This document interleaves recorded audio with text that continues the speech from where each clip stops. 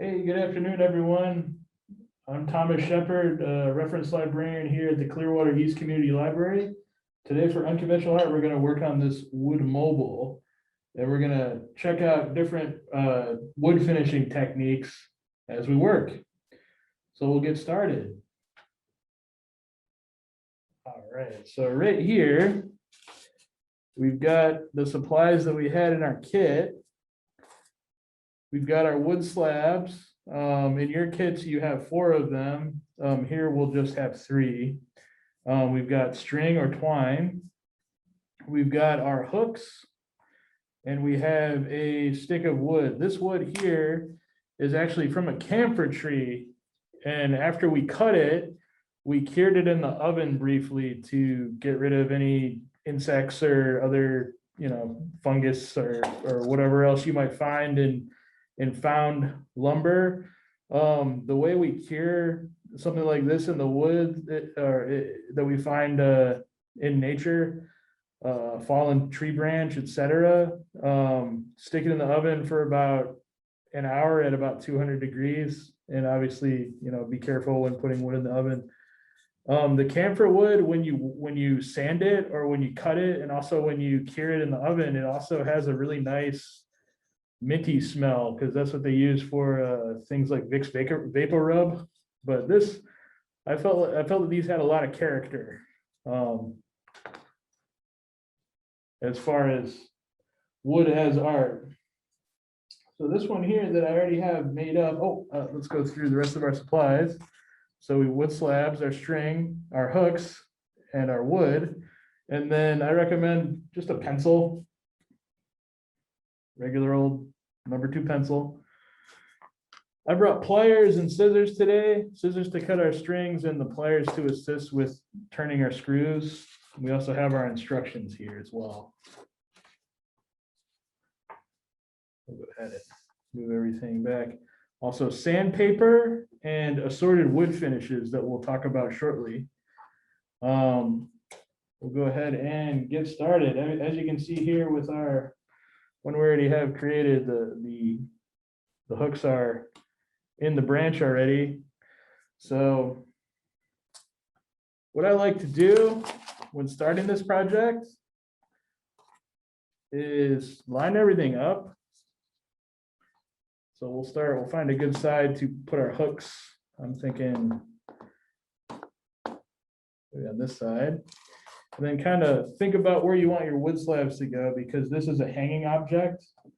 Let's get a closer look at the one that we have made up already. As you can see, it has kind of a bohemian flavor to it, and you can get creative with your wood finishes. It's kind of like a celebration of different types of wood.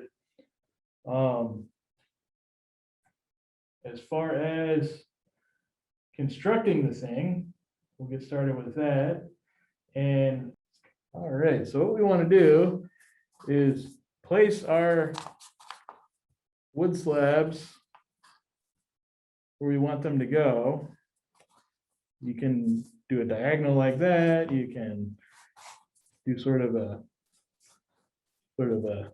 stagger, or straight ahead, just like so. So place your holes the length you want them from your branch. And then we're going to go ahead and grab our string, and we can size our string based on where our objects are. But first, let's go ahead and install our hooks. So what I like to do is use a straight edge, something straight to make a straight line. We'll just go ahead and use a pen for now. A ruler would work too.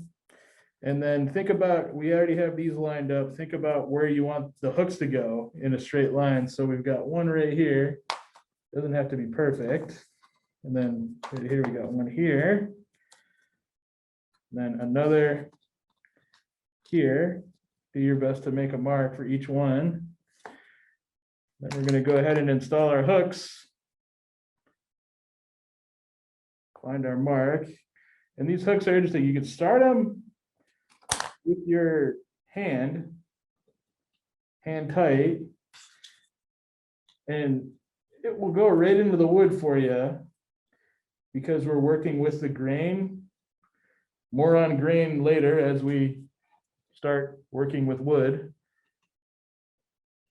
So basically we get our screw started, put a little bit of pressure on it as you screw it in. And then once your threads catch and it starts going in, you can either use something like pliers and finish. Just keep turning it righty tighty, lefty loosey. And then if you don't have pliers handy, you can also just use your pencil as a little bit of leverage to keep them going. So it's the same exercise for the other three as well. Let's see, we'll find our mark that we made. Follow our straight line. Ooh.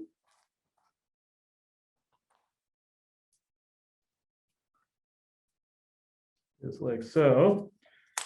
And hi, welcome. We actually just started. We'll answer any questions that you might have shortly.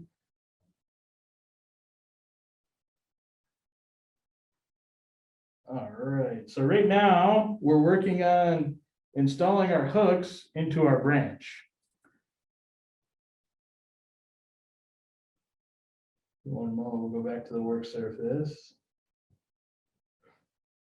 All righty. So we've got one installed so far. We'll go ahead and keep working on the next one. So we start it with our hand until our threads start catching. And then we can either finish turning it with our pliers, or if you don't have pliers, you can use a straight edge as leverage, something like a pencil to brace it. Or you can just keep going with your fingers.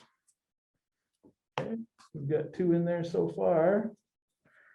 So then our finished product is going to look something like this. Once again, the way we space is important. Before you start screwing things in, go ahead and line your slabs up where you want it.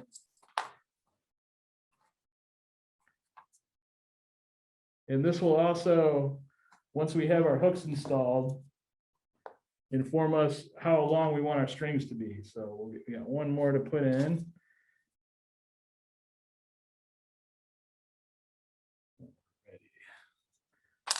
Now, this being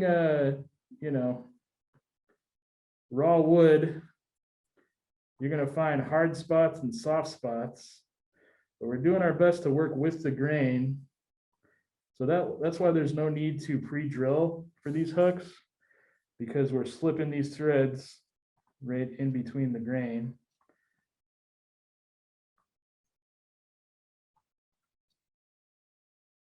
Good one to use your pliers for.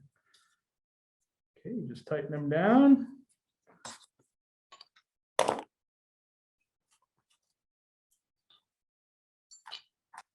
Right. We got our hooks where we want them. Now we will figure out how long our strings need to be. So the first step to measuring out your strings is first make a loop around your finger. Right here.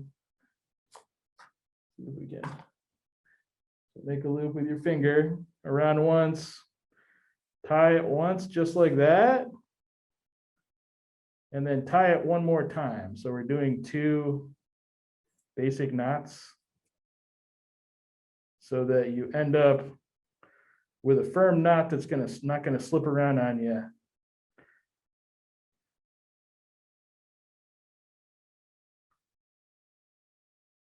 Just like that. So we end up with a nice loop, nice firm loop.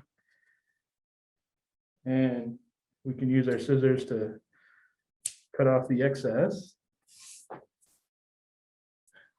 Then we take our loop and we put it where we put it next to the slab that we want to begin. And then take your other finger, and since we have it right where we want it, this is going to help us keep it that way. So take your finger and wrap it around and then tie the same knot. So you end up with two. Actually, I'm sorry, we want to insert the knot in the hole. And to do that, we can either wet the end with a little bit of water. I like to use glue stick. Makes it nice and reliably sharp to get through that hole. Right through our hole.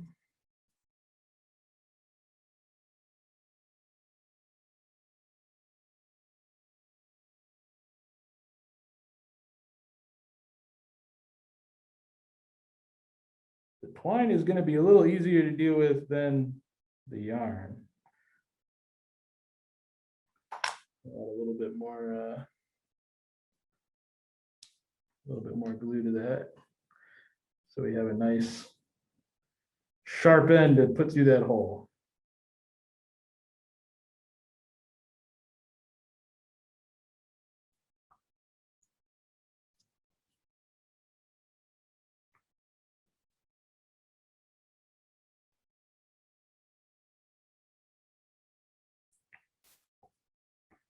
This one is giving me some trouble. So let's try our, this hole's a little easier to get through, just to give you the idea. So once we have our slab where we want it, go ahead and hold it with your finger, and we're going to tie that same knot again.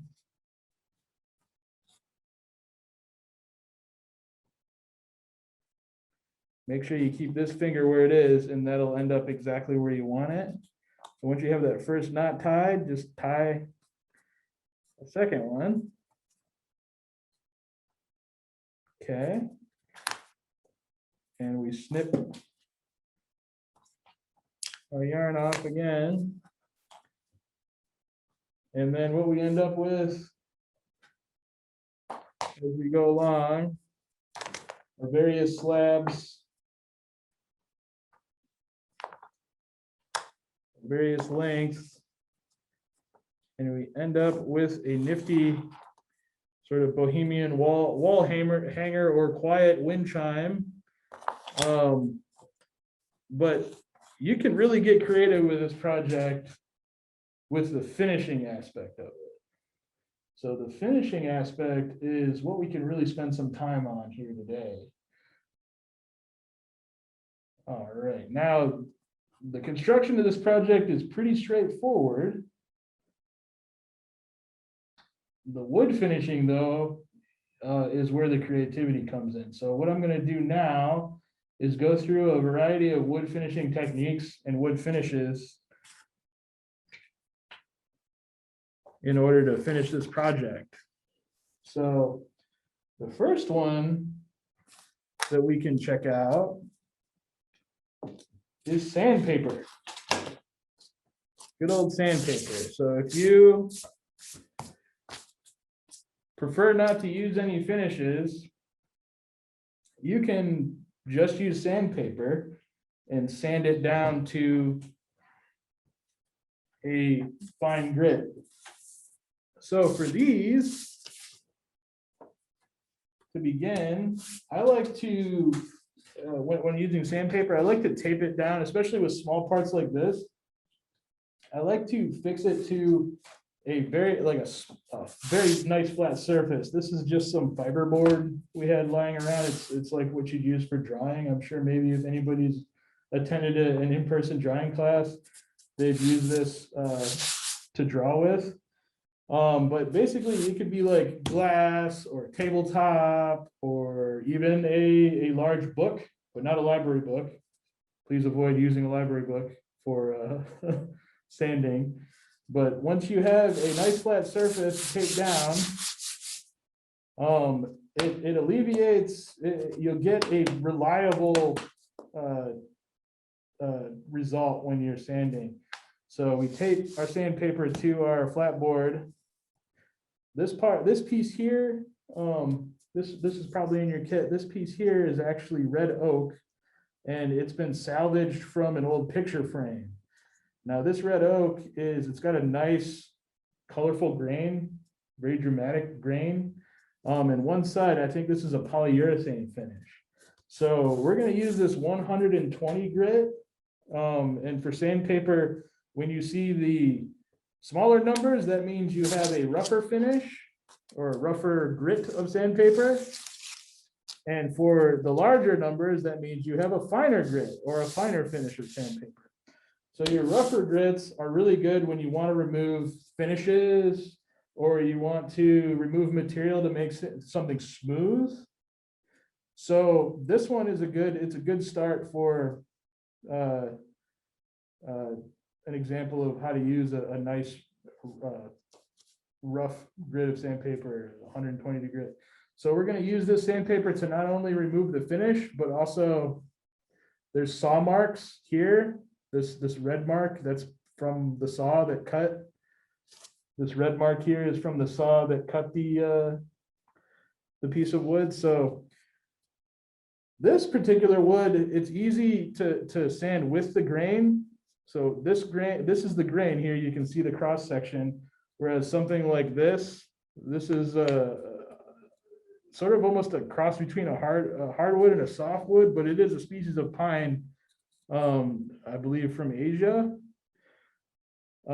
This one is the cross section. That's the end grain we're dealing with on this one. This one is, you can see the actual grain. The cells go this way. Whereas if you were looking at this tree, this would be the end grain on the red oak versus this pine. So in order to get this, we got our rough grit sandpaper. We got our wood that we want to take the finish off. So we want to sand with the grain. So our grain is going this way. So we're just going to go straight lines just like that.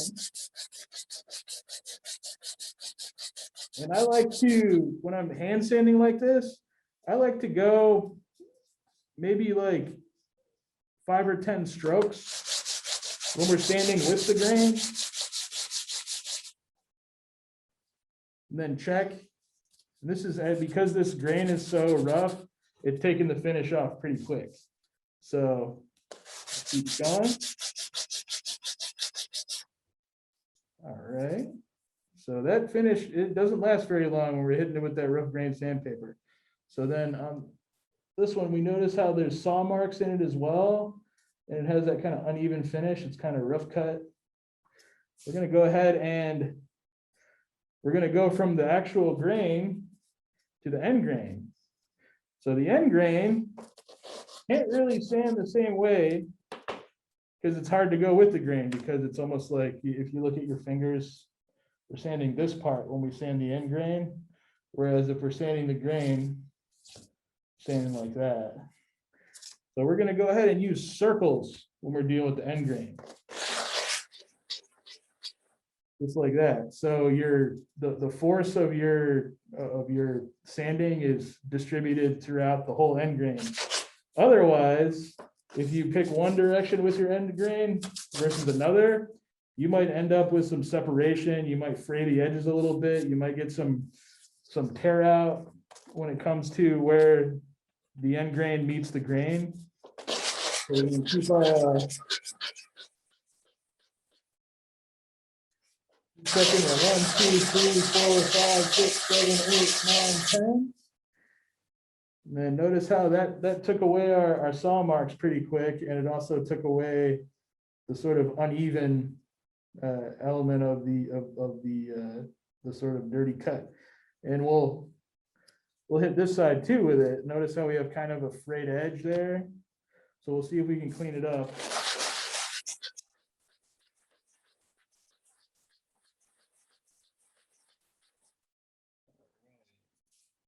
and softer.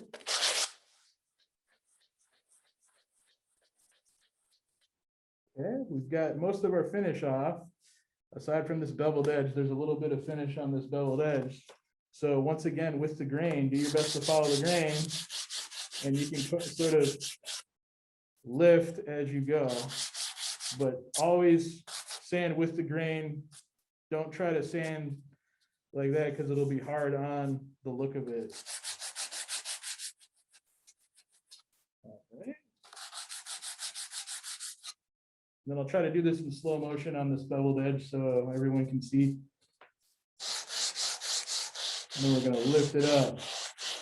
But we're going to continuously keep going in the same direction. Trying to stay away from our edges and doing our best. And then another thing you could consider doing too, if you don't like that beveled edge, if you'd rather have it look like a square, you could even sand this square. It would take a little bit, but if you with this rough, with the rough grit sandpaper, the 120 grit, it's doable. You could also, if you don't like your edges that are very squared, you can bevel them or soften them up a little bit. And again, do your best to follow the grain. And then if I was working with this particular piece, I would go in one direction with the grain so we're not hitting the end grain on the backstroke. And kind of tilt it as we go and see how it took down that edge, softened up that edge pretty quick. So in a nutshell, when you have a clear grain, sand with the grain. And when you have an end grain, circles. And you can let the sandpaper do the work. Don't try to press real hard on it or anything. Just make a connection and let not only the sandpaper, but also the flat surface do the work for you. So we'll move on to a finer grit, a 220 grit. And often, this is what a lot of me personally, and if you ask different people who work with wood and you know, different enthusiasts, what they like, they might tell you different things. It's very, it's arguable, but a lot of folks, this is the grit at which they'd stop if they're about to finish with an actual finish. So this is a good grit. If you have to have two pieces of, like one sandpaper to rule them all, 220 grit is the one to go with. So what this is going to do, it's going to refine your surface enough, but also leave it permeable enough to take finish. So once again, about 10 strokes, then see how you're doing with the grain. Same rules apply. So see how we're getting a nice matte finish, but when you touch your finger on it, it's still, there's still a little bit of tooth to it. So we'll hit this side too. And then the question you ask is, how do you know when you have a flat surface and when the whole surface is getting, you know, getting refined by the sandpaper? A really good trick to use is that you take just your pencil and you mark one side of your wood with a pencil mark. This is the side that we're sanding. And then when you have those marks on there, you hit your sandpaper.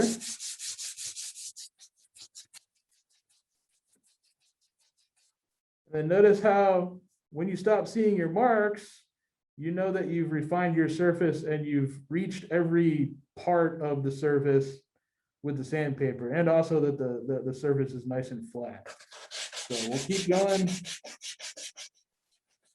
with the grain. 220 grit. We're going to hit the end grain.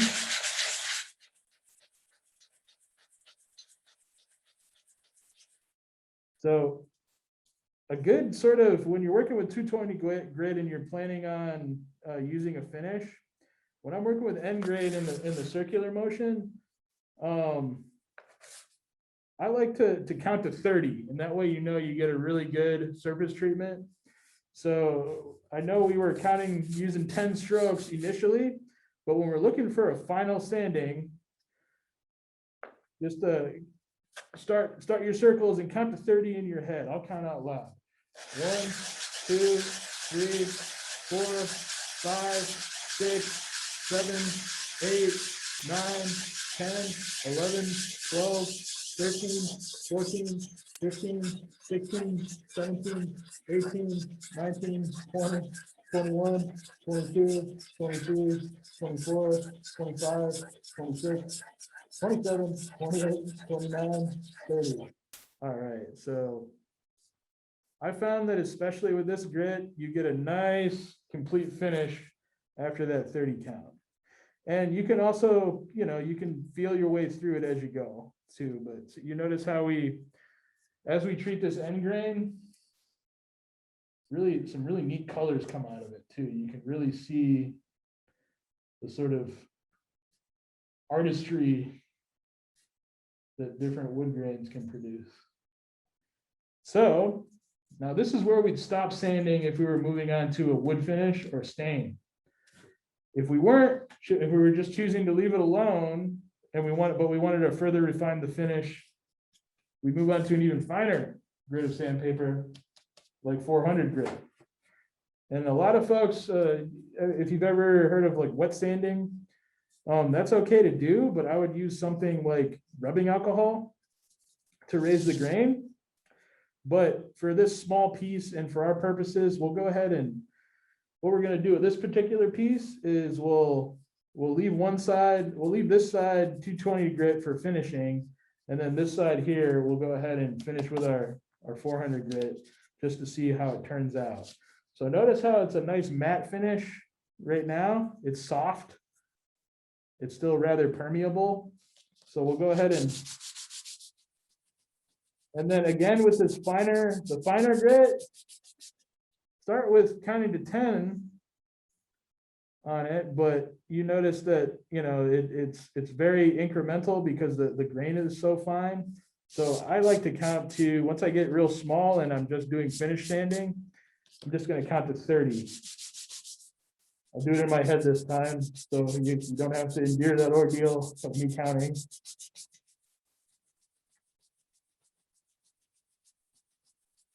And again, we're sanding with the grain.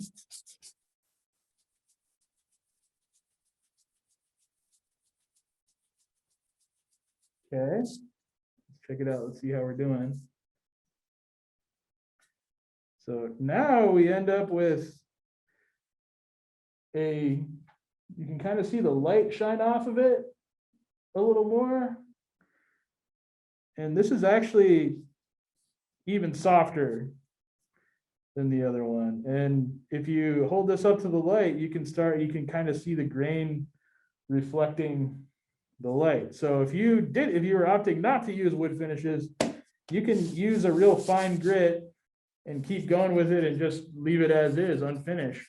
And it'll stay up for you. It'll keep up pretty good for you. A question that you might have is what happens when you have a piece like this maple that has a variety of not only grains, but also inclusions like, you've got checks and you got splits and you got burl, you got knotting. The wood will have different, it'll have different hardness and different softness. So when you're confronted by a piece like this, where you don't really have a grain, the answer is also to use a circular motion when sanding. So let's hit this one with the 220. And once again, we'll use our pencil, make some marks on it so we can see that so when we start, the surface is slightly uneven. And we're marking it with pencil to make sure that we know where we've sanded and where we haven't reached yet. So we'll do it with this side too. And then this one, since it's not a straight ahead grain, in fact, you might actually, if you sand the sides, there is more of a grain on the sides. So you'd go straight like that, but we're doing the surface right now. So we're gonna use the circles. Now, if this was a lot rougher, what we do is use our 120 grit, but this is relatively flat. So we're gonna keep going.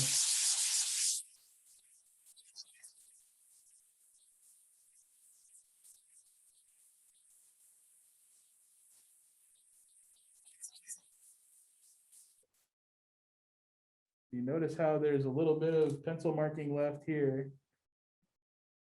That means that we're working down the other surfaces. This was not completely flat. So what that's telling me is that we should maybe start off with the 120. So we're going to go back to our 120. This is a good demonstration of how quickly that was taking a while to remove those pencil marks. So we'll try the 120 and see how fast it goes.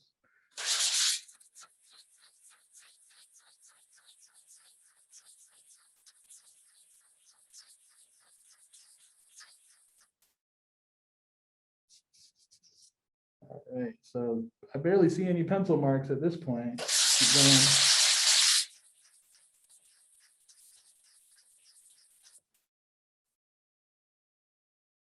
Looking good. And we'll do the same with the other side too.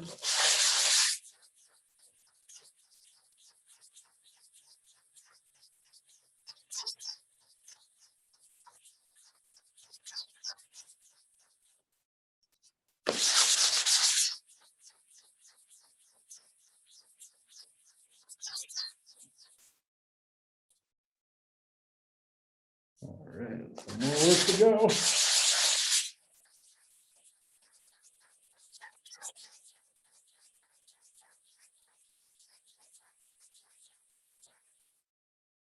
Right.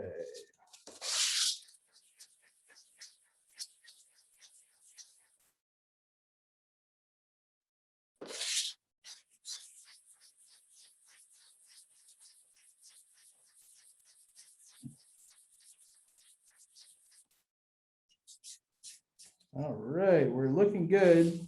So what we're going to do is go back to our 220 and tap to our 30, and then this beautiful maple will be ready for finishing too. And we'll move on to the finishing. So once again, what we do, if we weren't using any finish at all, you can move beyond 220 to 400 and even beyond. Some people move all the way into 600 grit, 1000 grit, etc. Whereas if we're planning to finish with any sort of finishes or stains, we're going to go ahead and stop at 220 for now.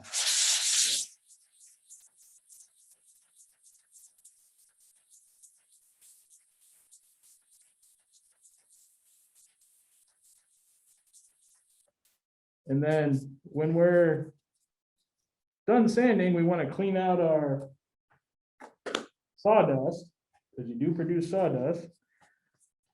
Just some paper towel or some tacky cloth.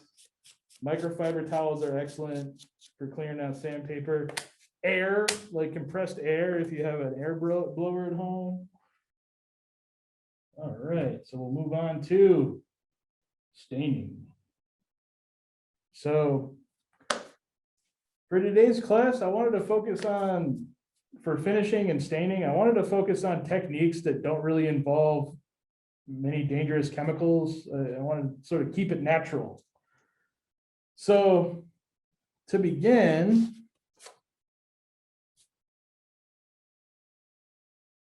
I'd like to show you this pine that we had, that you have in your kit, with that nice sort of target shaped end grain. This particular piece hasn't been finished or sanded yet.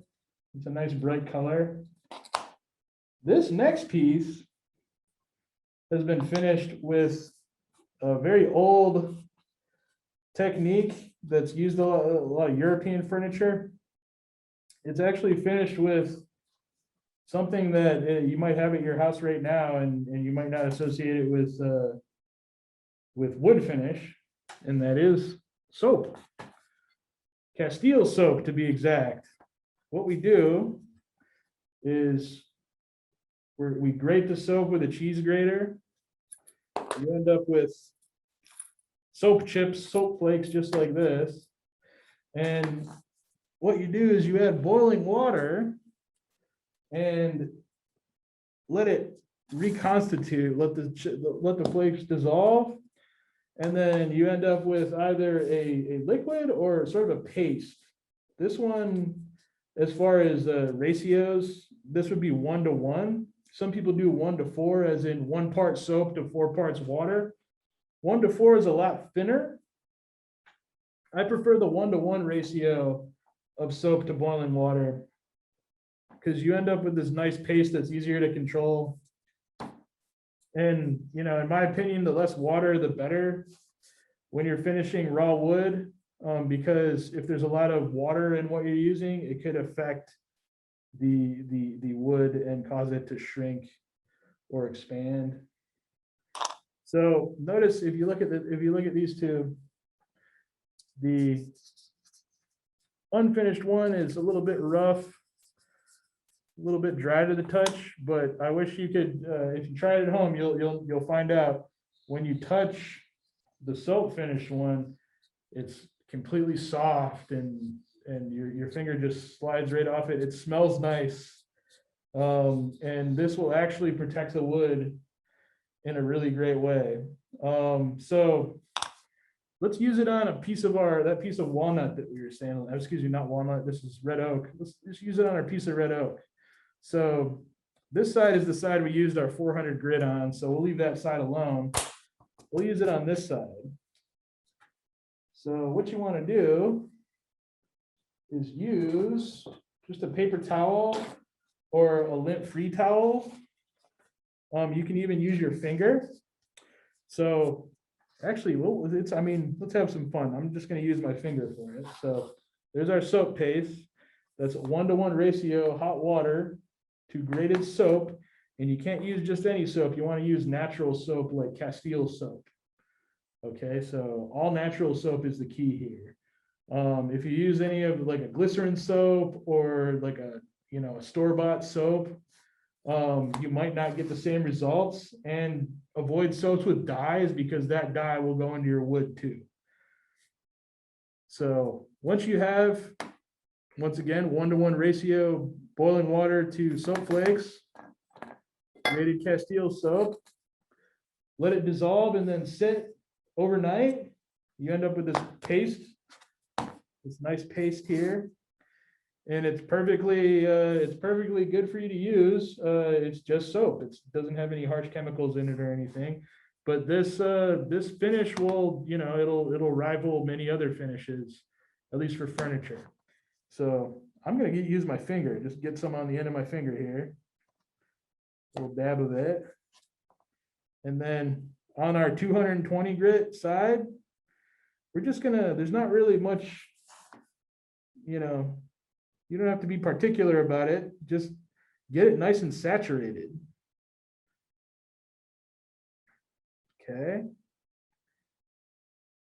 So it starts to seep into the wood starts to absorb it into your grain.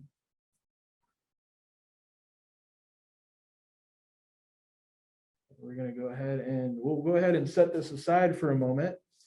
Small piece like this it might dry a little faster than other pieces. You might like this will dry faster than a chair.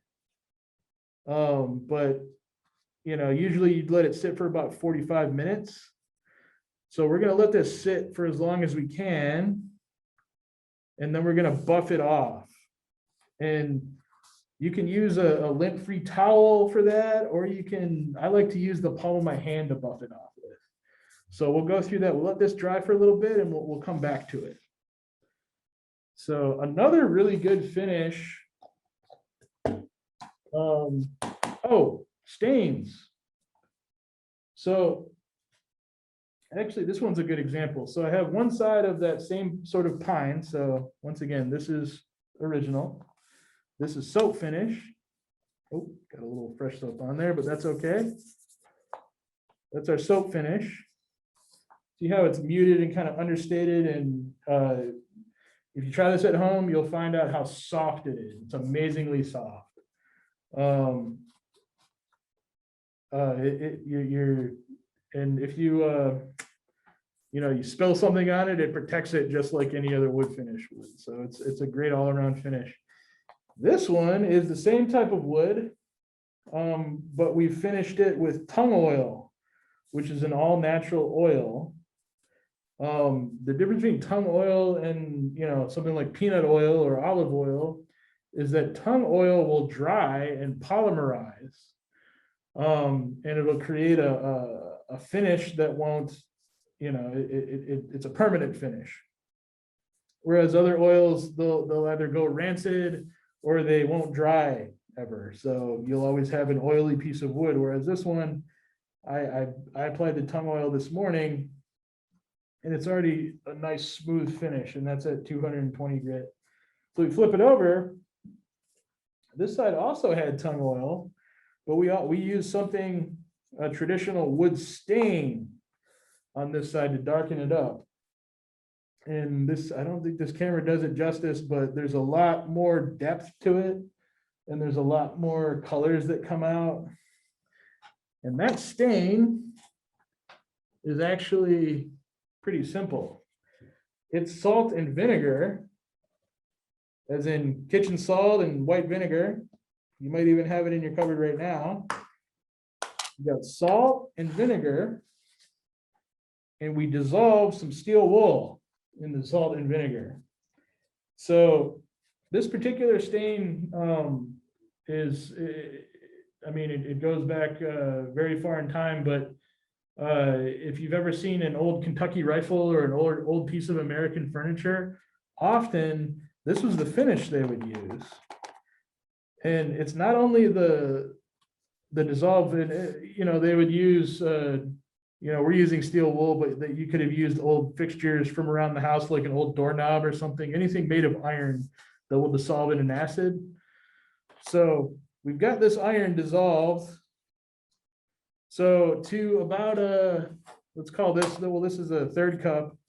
So if using a third cup of vinegar and about this much steel wool, add about a teaspoon, not a half teaspoon, but a teaspoon of salt. And it could just be kitchen salt or sea salt, anything salty to help,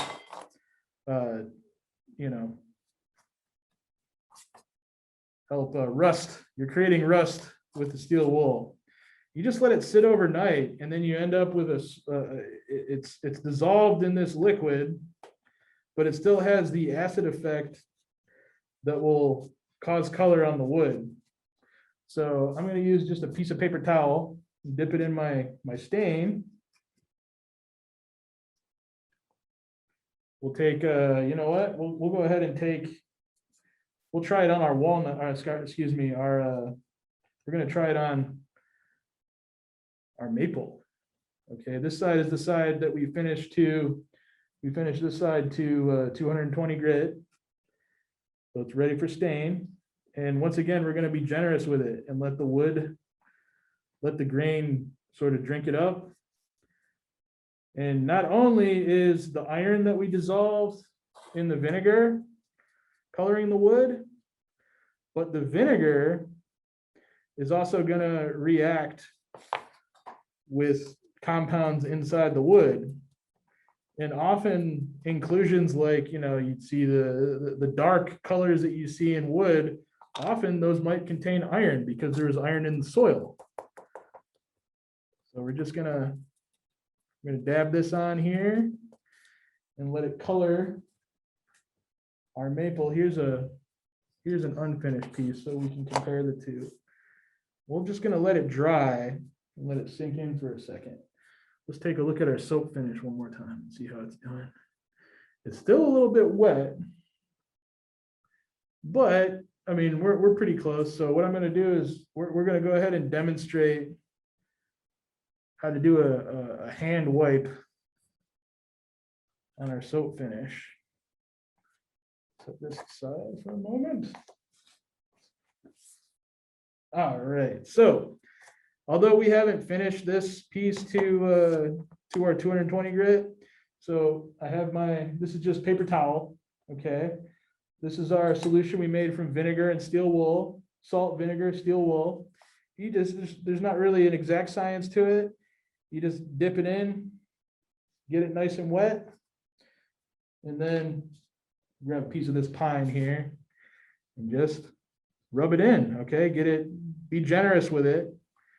Now, another thing to bear in mind too is like on this pine cookie,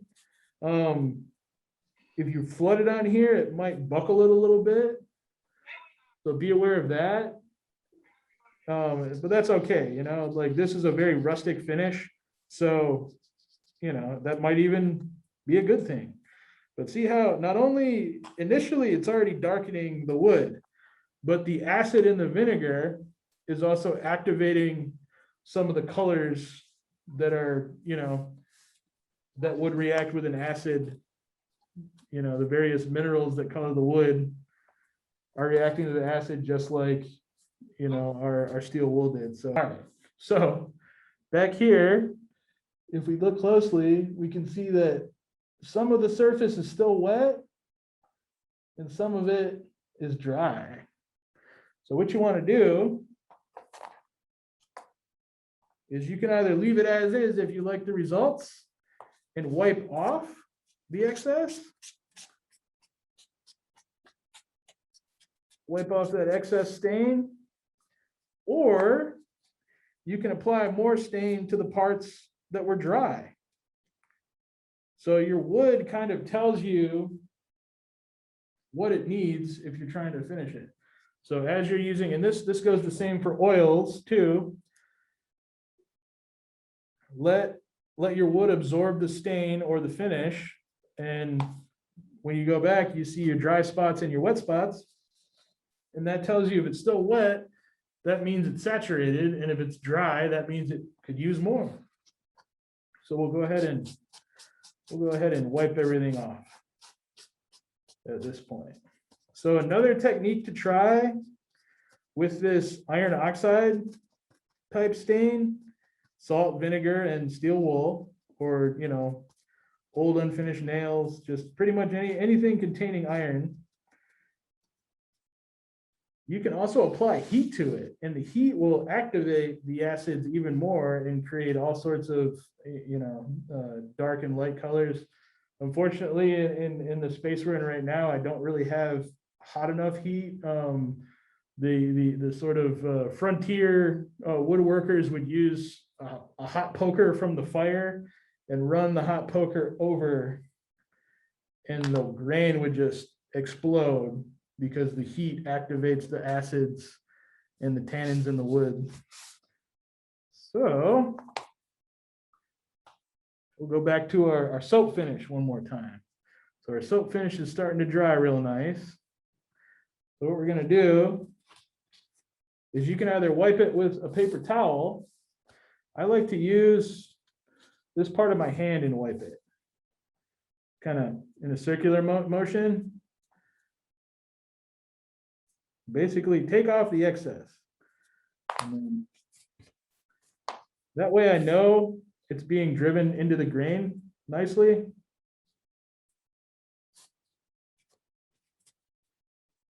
And then you can also, let me get a clean towel here.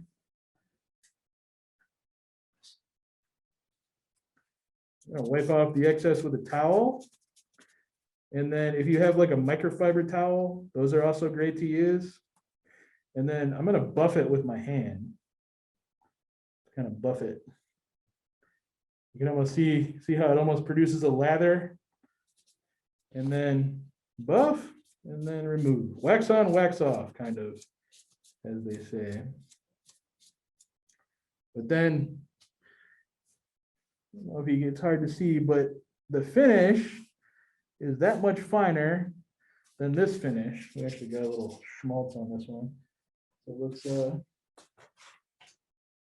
grab our 400 grit sandpaper. We'll clean off the other side so we can compare the two. Now this is still a little wet, so as it dries, it's going to lighten up, but it's going to be a very soft, very nice finish.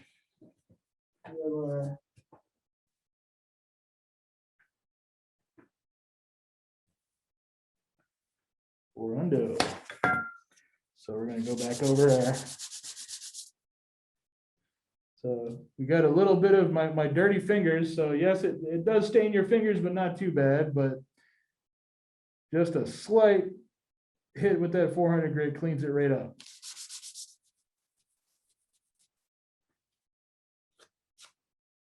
So this way we can compare the two. So this side soap, this side natural, but with a 400 grit.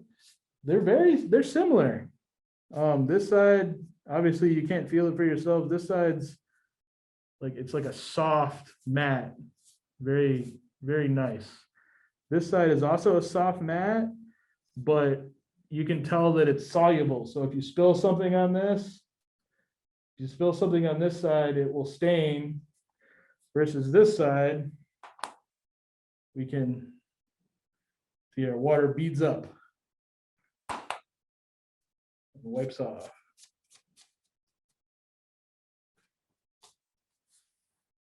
So finally, let's see, we've got soap finish. So these are our two soap finishes. We've got, this is stain. So remember, when we're talking about stain, we're talking about coloring the wood. This wood is still unfinished. So we're going to use a finish on this piece of wood to complete it. This piece of wood is also only stained. Now this piece of wood has finish and the iron oxide stain on it. So it's got a nice depth to it. This side has only tung oil. So we're going to go ahead and pull out our tung oil. You can find it at a hardware store. I like to use this 100% pure tung oil. Let me see what get in there. You can also go to a health food store and find things like you can actually find tung oil in the health food store. You can also find walnut oil. Walnut oil works just like this, and also linseed oil. So when you see boiled linseed oil at the hardware store designed for wood finishing, that stuff may contain dryers and other chemicals that might be harmful to you. Whereas if you go to the health food store and you go to the food section and you find just plain linseed oil, or flaxseed oil is also what it's called. That stuff you can eat it. In the Middle Ages, they would put it on cheese as a sort of treat, a delicious treat. It's like, think of a cottage cheese with linseed oil on it. But that linseed oil is made from flaxseed, or it's also AKA flaxseed oil, and that will work just like tung oil. It's a natural oil. It's not harmful to you. You can actually, if you wanted to eat it, I wouldn't recommend eating tung oil, obviously, but linseed oil is a food, but it will dry like tung oil, and it will polymerize and create a wood finish. And you don't have to worry about, additional harmful chemicals. Whereas if you go to the hardware store and get tung oil that's designed for wood finishing, or linseed oil, boiled linseed oil, that might contain chemical dryers, which could contain, chemicals we might not want to be around. So get started with our tung oil. So the way I like to apply tung oil, let's go ahead and, you know what? Let's do it two ways. Okay, we're gonna put it on the maple, one side here, and then just so we can see, let's compare. Let me get another piece of maple here, and we can compare what it looks like with the stain versus what it looks like unstained. So once again, we want our finish before we apply oil to be our good old 220 grit. And that's a finish that I found is smooth enough to make a tidy project, but also permeable enough to take things like a finish. So once again, we're dealing with end grain, so we're gonna go around in a circle. So this piece hasn't been sanded yet. We're just gonna go ahead and sand it. And so we've got a high spot right here. So I'm gonna use my pencil marks again to make sure that we're sanding the whole surface.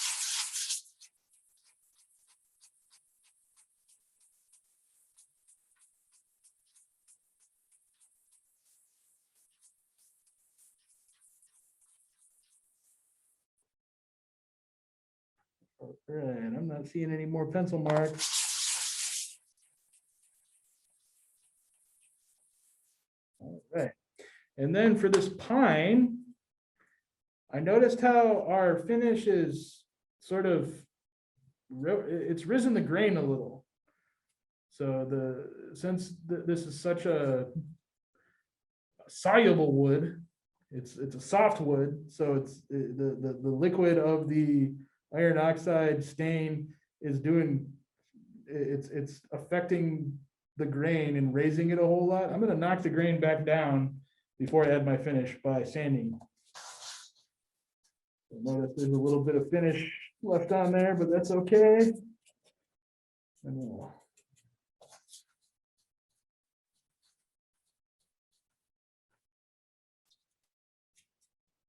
See that, knock down our grain a little bit. And it also gave us a nice dirty surface for our sandpaper, but that's okay. Sandpaper isn't designed to last forever. Let's keep going.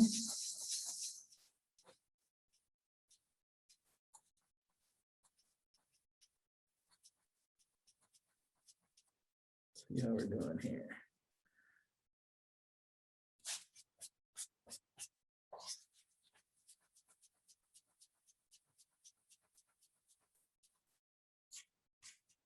All right, so I have, the grain isn't as hairy as it was before we sanded a little bit. That one. Get our sandpaper ready. All right, so we've got maple, unfinished, sanded to 220 grit. Maple with our iron oxide stain, also sanded to 220 grit. Pine. This is what it looks like without stain. This is what it looks like with. We're going to set our soap aside. Here's our soap finish once again. So what we want to do for our tung oil is I like to use a paintbrush.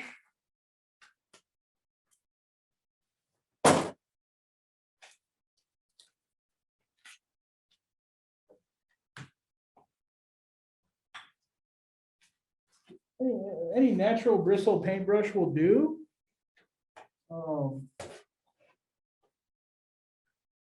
Because this natural tung oil is very thick. So what a lot of folks will do is thin it out with mineral spirits or turpentine to make it a little easier to work with, so it flows a little better. For our purposes, because we're trying to avoid using harsh chemicals, this is kind of a kitchen table woodworking project. We're just going to use it as is. So what we have just a standard paintbrush. When I'm not using it, I just keep it in a baggie, and that way it doesn't dry.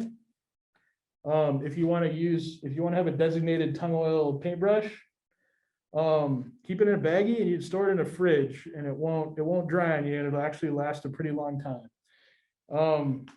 Also, word on cleanup for tung oil. So the thing about these oils that dry and polymerize and create a finish, linseed oil, tung oil, walnut oil, what you want to do if you use them is the towel that you use, to wipe them down, you never want to ball it up and throw it in the garbage. Because if, I don't know if anybody's ever used things like epoxy, like two-part epoxy. When it's curing, it produces a lot of heat. That's the same with this oil. As this oil cures, it produces a lot of heat. So when you have the surface area all balled up and nowhere for the heat to go, this could actually ignite and cause a fire. So that's to be avoided. And the way you avoid that is spread it out, let it dry, right? Don't crumble it up, spread it out, hang it up, drape it over the sink or something, you know, or just set it out like this so it can dry. And then once it's dry, just throw it in the garbage.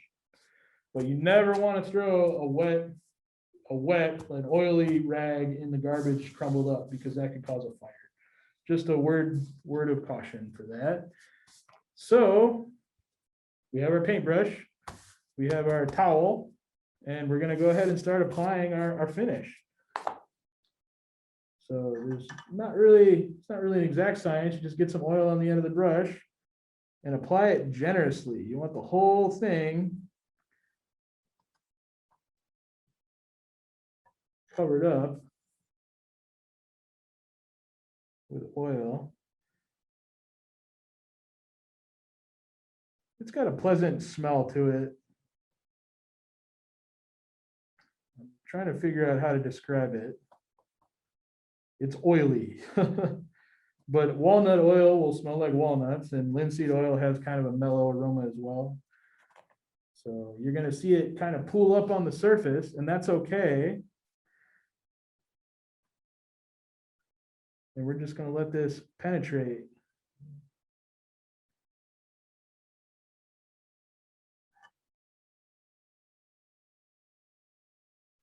Okay.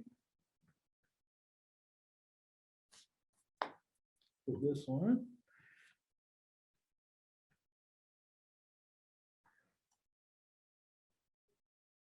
Because this hasn't been thinned out at all, it's also going to pool up on here pretty good, but that's kind of what we want, because what we're going to do, we're going to let this sit for just a couple minutes.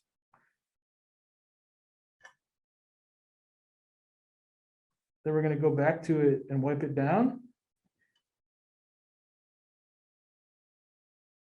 But just like our stain from before, you'll see dry spots and you'll see wet spots. And those dry spots mean that it could handle more oil. So you could apply more oil to your dry spots. And then if a part is still wet, that means it's likely saturated.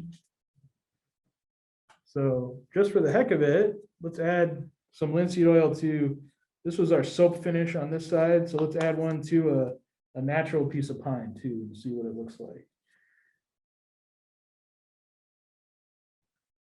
So the oil, as it penetrates the wood, will really bring out some depth.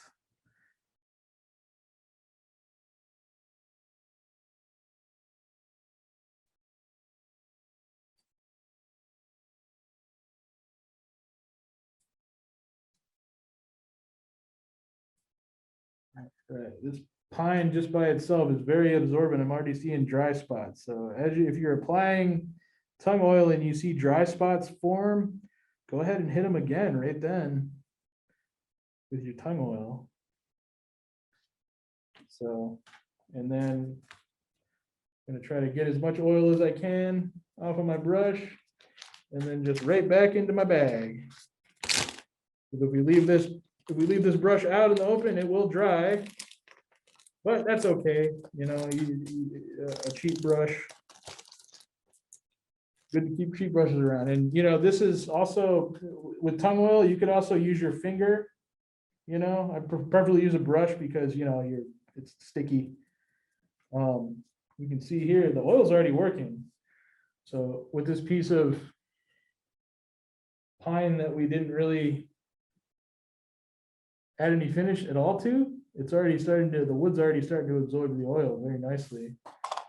This one here that had all of the that had our iron oxide finish still on there. It's pooling nicely. This one, you can see the edge is dry on this one. That means that part could use more oil. So we'll just shift a little bit.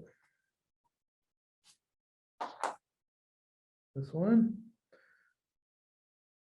So we'll give these some time, and then we're going to wipe them off. And I will head back to the chat and see if anybody has any questions at all. So let's take a look at our wood slabs again and see how we did as far as oil. So when you apply the tung oil, some people say about 40 minutes before you wipe them down, but these are very small pieces of wood, so it's going to vary. So basically what you want to do is look at the wood, and if it's still wet, you know, in 30 minutes, 40 minutes, then, you know, it's probably ready. But ours are already starting to dry a little bit, and, you know, we were short on time, so I'll go ahead and wipe them down and we can take a look at them. Okay, just one moment. Let's go back to our work surface.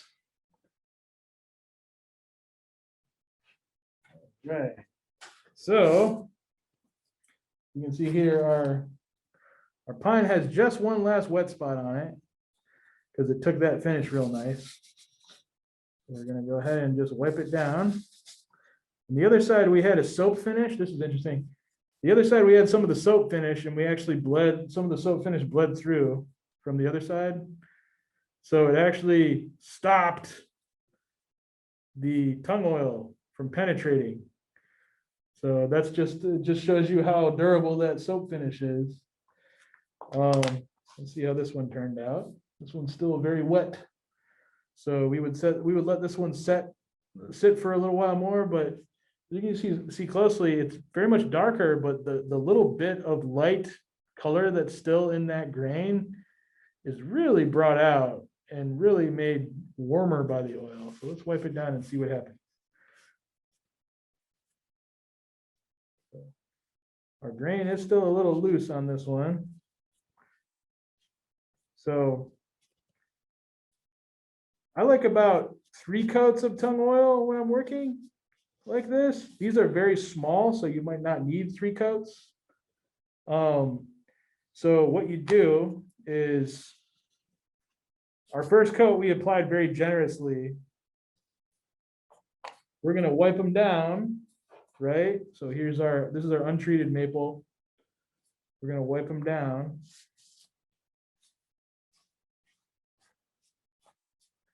Ooh, that's nice. See that? When that dries, it's still going to have a nice sheen to it. So the next step would be to let this dry until it's dry to the touch. These are very small, so a lot of the timing that you talk about, like on the back of this can, or whether or not you choose to add mineral spirits to it is another issue. This is going to, you know, it might take an hour, it might take a day to dry to the touch. So when it stops being oily, basically, you're going to go ahead and hit it with your 220 grit sandpaper again. And that's going to raise the grain a little bit and refine the surface. And then you're going to add more tung oil to it and repeat those, wash and repeat until you have the right depth of finish that you're looking for. Now let's take a look at our walnut, see how our walnut did. Notice how we have some dry spots and light spots. Those dry spots here, these are going to be, that's where we could add more finish. But let's see how we did in this short period of time with the finish we already had on there. So, now paper towel doesn't hold a candle to, paper towel does not hold a candle to microfiber or lint free. So, you know, we're leaving a little bit of lint as we wipe down. Also, we wouldn't usually add oil to the surface after adding our wet stain, our vinegar stain. It's better to let that dry completely. So that dulled our finish a little bit, but for demonstration purposes, we can take a look. But you can really see the layers that the wood and the finish cause. You know, when you have, or that the stain and the finish cause, it really adds depth to it, and it just creates a lot more interest. So you have the acids reacting with the minerals that are in the wood, and then you have the oil penetrating the wood as well and creating reflective surfaces. So a lot of good stuff happens. And wood by itself can be very artistic. And that's good old tung oil. Let's get cleaned up here. Oh, again, we want to spread out our oily cloth to avoid spontaneous,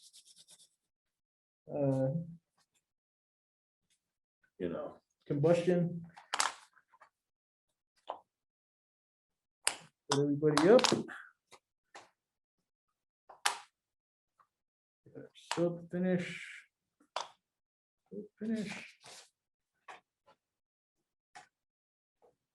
And then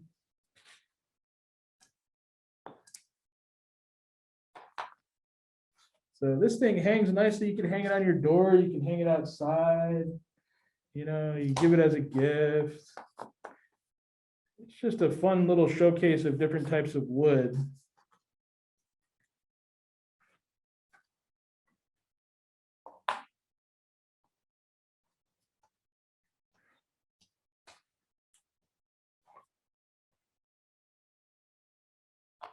All right, and then let's wrap it up here. So there's a few different inspirations that you can find here at the library as far as woodworking. We do have a subscription to good old Fine Woodworking magazine. This is the Tools and Shops issue. They do this once a year, I believe. But this has some really great tips and tricks for woodworking. If this is helping you get into woodworking, I highly recommend Fine Woodworking magazine. You can find it right here at the East Community Library. Also, this one is Reclaimed Wood. It's Working Reclaimed Wood, a guide for woodworkers, makers, and designers by Yoav Lieberman. It is excellent. It has so many great ideas. If you see a random piece of furniture on the side of the road, after reading this book, you're going to look at that random piece of furniture on the side of the road differently. And, we also have a number of resources here that'll help you identify woods. If you find a piece of hardwood and you're not really sure where it is, we have resources here at the library where you can find out what it is. So if you come by and if you show up and you have if you walk in the library with a piece of wood, ask for Thomas, and I'll help you. I'll help you find out what type of wood it is, and point you towards some good resources for woodworking. Does anybody have any other questions or comments before we wrap it up today? Have a great weekend. Thank you for coming today.